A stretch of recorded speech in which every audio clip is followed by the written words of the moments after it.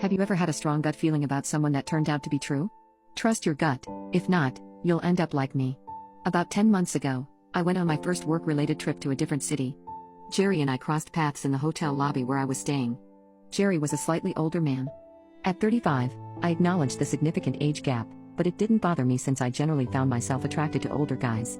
He invited me out for coffee, and I accepted. Throughout our conversation, I found him incredibly charismatic, which made me blush the entire time. We ended up spending an amazing weekend together. Even though we shared multiple kisses, we mutually agreed not to take things any further. We didn't want to rush and ruin things. Afterwards, Jerry gave me his number, but was awfully reluctant to connect on social media. His reasoning was that he didn't use it, but for some reason, I had a very weird gut feeling. I knew something wasn't right about him, so I decided to conduct some background research.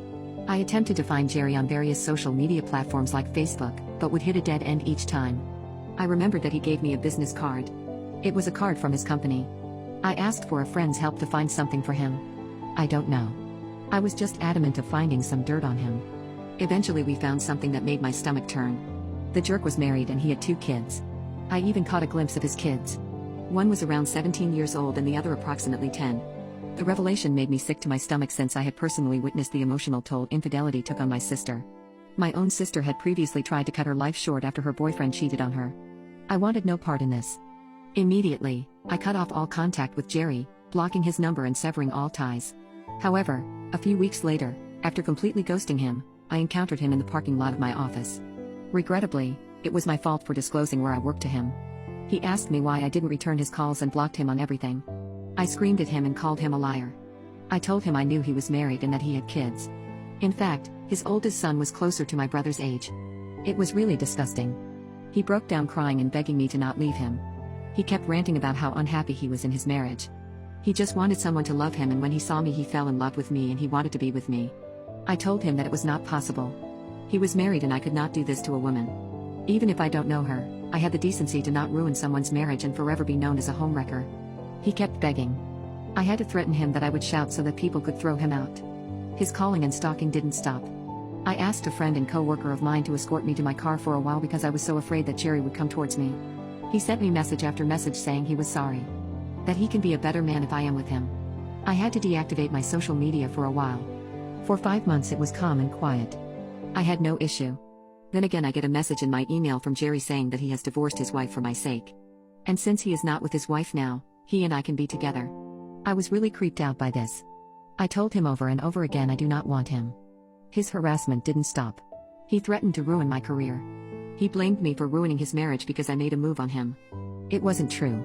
He was the one who approached me first.